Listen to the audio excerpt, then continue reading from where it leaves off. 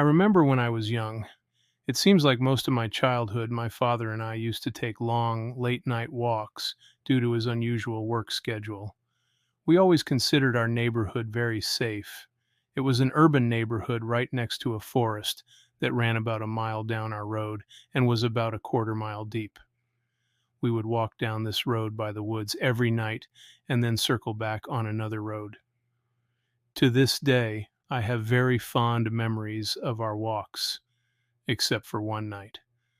This night would be our last. Neither of us could get the courage to do it again. On that particular night, we were walking down the road along the tree line. There was only just a single street light to illuminate the area. It was on a small piece of land that someone owned. This property was really overgrown and not kept up, but it was one of the reasons we liked to walk this road. We could hear nature and didn't have light shining all over the place. And of course, it was easy to circle back to our house. This night we were just walking and talking when, all of a sudden, my father stopped abruptly. He pulled me close to him, put a hand over my mouth, crouched down with me, and pointed towards the single illuminated piece of woods roughly 100 yards away. At first, I didn't see anything and thought he was pranking me, but just as I was about to snap at him, to my shock, I saw a small, humanoid-like figure about 3 feet tall, very scrawny, with long arms and legs. It came out of the woods and cautiously looked around before signaling towards the wood line. After a few seconds, two other small creatures came out as well. After a moment, it looked like they were discussing something, and all three then made a dash for the forest line. As this was happening, my father picked me up and threw me over his shoulder. My father was a pretty big guy, 6.5 feet tall and 220 pounds. At that time, I was only about 120 pounds, but he had enough adrenaline in him to make it all the way back to the house with me over his shoulder. We didn't have any idea what we had just seen, but it scared the heck out of both of us. After that night, we stopped taking our walks. A few days later, my father brought home a dog, and we put motion lights around our property just to make sure that these things weren't going to make it to our house. I was a security guard on a university campus, and it was just an uneventful night like any other. I was in one of the dorm buildings, just hanging out and chatting with a few students, when suddenly a group of basketball players burst in. They headed straight to their rooms, looking like they'd just seen a ghost. Not sure what was happening, I went over to make sure they were okay. They began telling me a strange story. They said they were walking back from practice across campus when one of them saw a figure on top of one of the buildings. They all stopped to figure out who it was and what they were doing up there.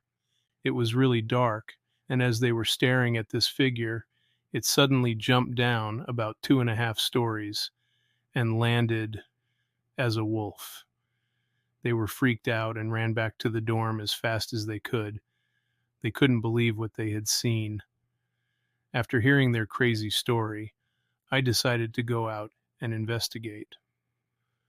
When I got to the front doors of the building and looked out, I saw a guy in a black trench coat pacing back and forth at the entrance of the football stadium, staring at the dorm. It seemed really strange, so I went out to see what he was up to. As I started walking in his direction, the guy, or whatever it was, started running. Right before my eyes, it turned into a black wolf and ran off. I didn't know what to think. I was terrified.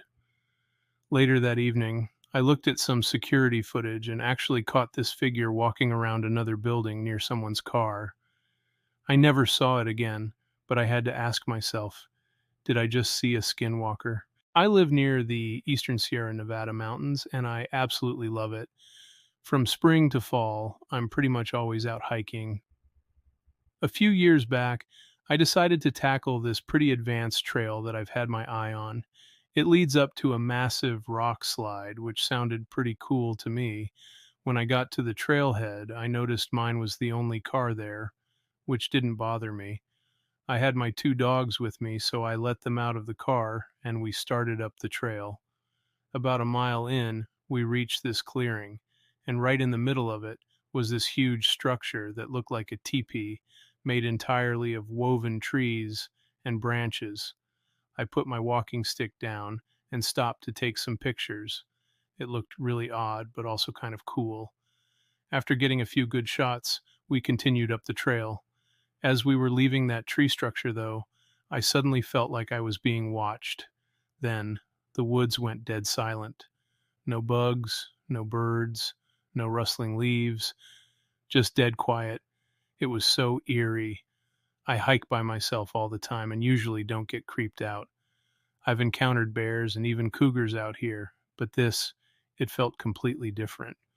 The feeling of being watched kept growing more intense. Even my dogs started acting weird. They're used to being on the trails with me, so for them to act strange was unsettling. They stayed very close and barely made a sound. That's when I realized I'd left my walking stick back at the tree structure. I really didn't want to go back down to get it, but I had no choice. However, the feeling of being watched was almost unbearable at this point. I tried to rationalize that it might be a big cat watching me, but I wasn't convinced. Deciding I'd had enough, I turned around and headed back toward the tree structure.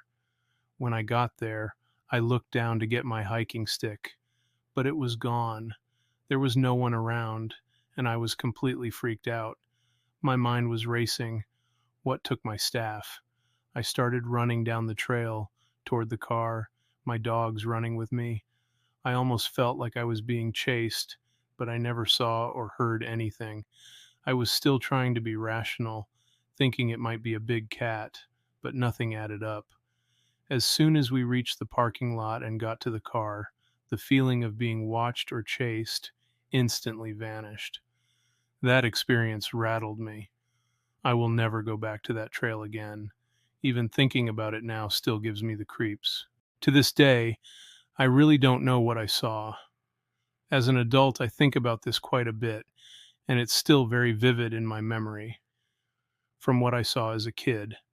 When I was younger, we used to live near a large woods. Next to the woods, there were some baseball fields used by the local Little League teams. Usually, my mom would take me along to my brother's soccer practice, and I would spend most of my time just swinging on the monkey bars and playing with other kids. I was only about 5 or 6 then, and I wasn't supposed to stray very far. One day I was feeling a little brave and decided to wander further into the woods than I was usually allowed to.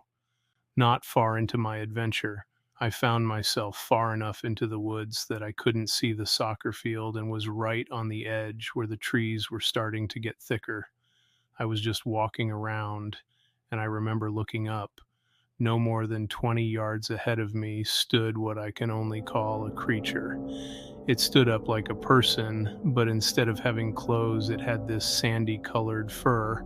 It was about 8 feet tall and looked down at me with reddish orange eyes. For some reason, I really wasn't scared at all.